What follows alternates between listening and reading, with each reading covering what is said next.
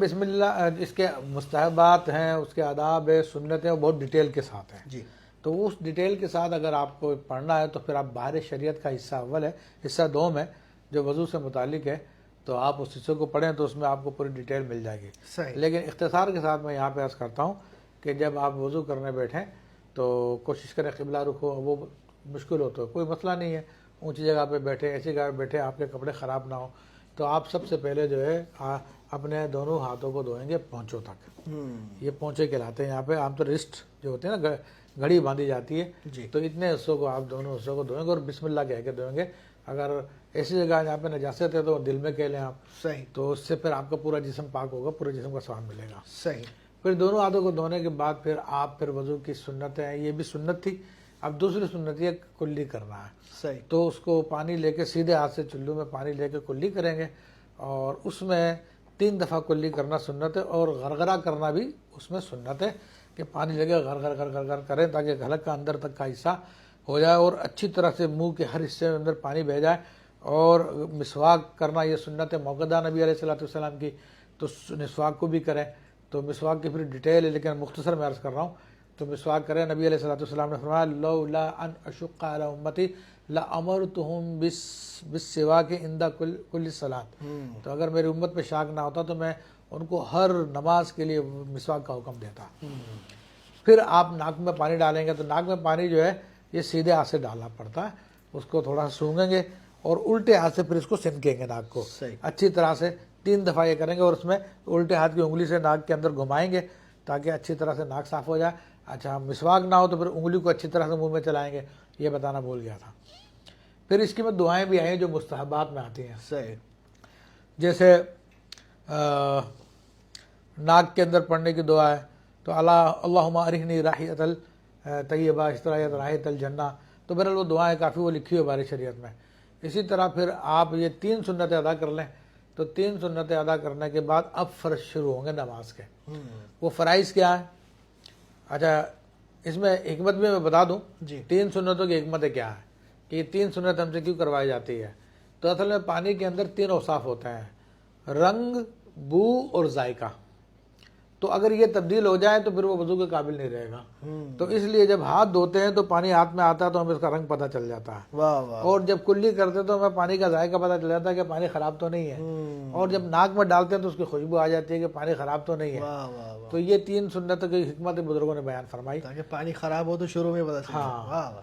پھر اس کے بعد چہروں کو دھوئیں گے تو دونوں ہاتھوں میں پانی لے کر پہلے تو میں نے کہا تھا چہروں کو اچھا تر کر لیں بالوں کو اور اس کو تاکہ پانی زیادہ ضائع نہ آپ کو. پھر چلو بھر پانی لے کے اوپر سے گرائیں گے اور ایسے طریقے سے گرائیں گے آج تک اسے تھپڑ نہیں ماریں گے منہ پہ، چھینٹا زور سے نہیں ماریں گے اڑ کے دور تک جائے.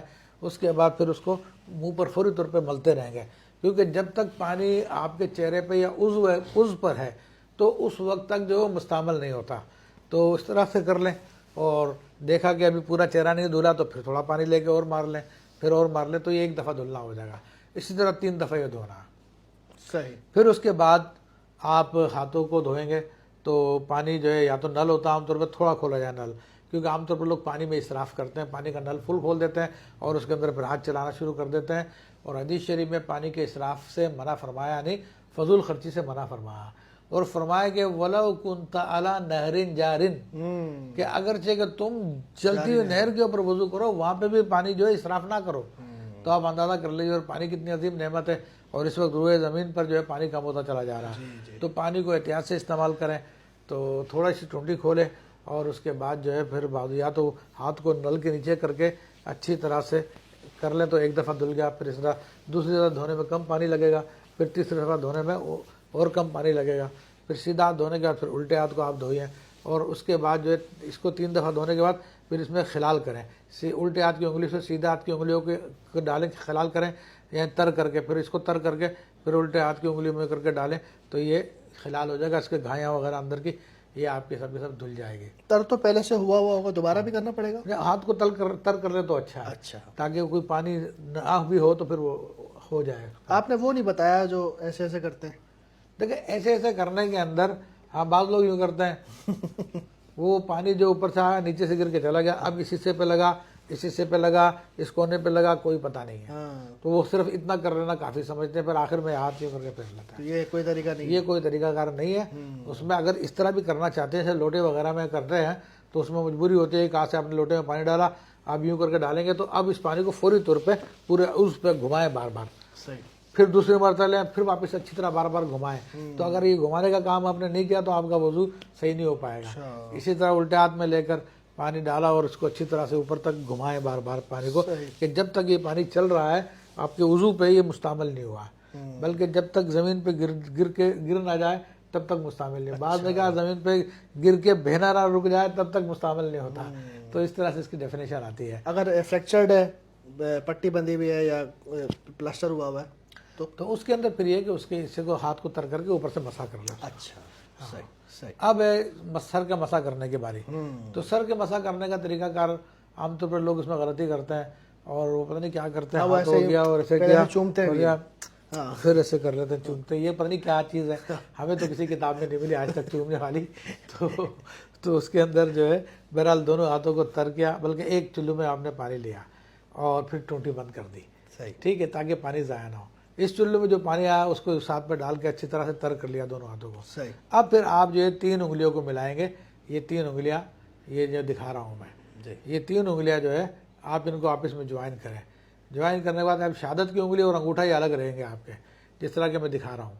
अब ये 3 उंगलियां अपनी पेशानी पे आगे से रखते हुए उनके उंगलियों की सिर्फ इस चौड़ाई को, सिर्फ इनको यूज़ करेंगे हम इतनी देर में। 3 उंगलियों की चौड़ाइयों को यूज़ करेंगे और बाकी शहादत की उंगली को और अंगूठे को यूज़ नहीं करेंगे।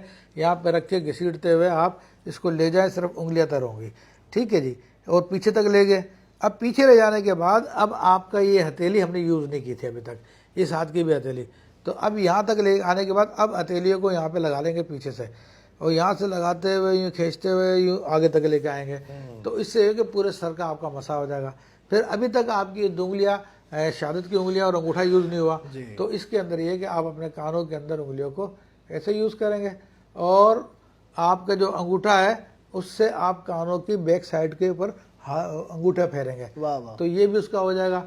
अब भी आपकी उल्टी साइड जो है वो यूज़ नहीं हुई, तो इससे आप अपनी गुद्दी का मसाज करेंगे। सही सही। तो इस तरह मसा आपका पूरा हो जाएगा। सुन्नत है ये गर्दन रह गई, इसका मसा नहीं करेंगे? ये मकरूह है गर्दन का मसा करना। अच्छा, मकरूह, गर्दन का मसा नहीं होगा। जी, सही। अच्छा, पानी जो है हाथ धोने के बाद वो नया लेना है या वो जो पहले से हाथ गीले हो वो चल जाएगा काम? नहीं, वो तो मैंने पहले बताया कि पानी नया लें। अच्छा। क्योंकि जो हाथ गीले थे आपने दूसरी जगह पे यूज़ किए तो वो मुस्तामल हो गए। अच्छा। तो इसके अंदर जो है नया पानी लेके, ताकि आपके हाथ जो मुस्तामल थे वो नए पानी से तर हो जाएंगे और उसके बाद फिर आप इसे मसाज कीजिए। सही। फिर अब पाँव धोने की बारी आ गई है जी। तो वही पहले सीधा पाँव धोएंगे और अच्छी तरह से उसके अंदर उंगलियों का खलाल भी करेंगे।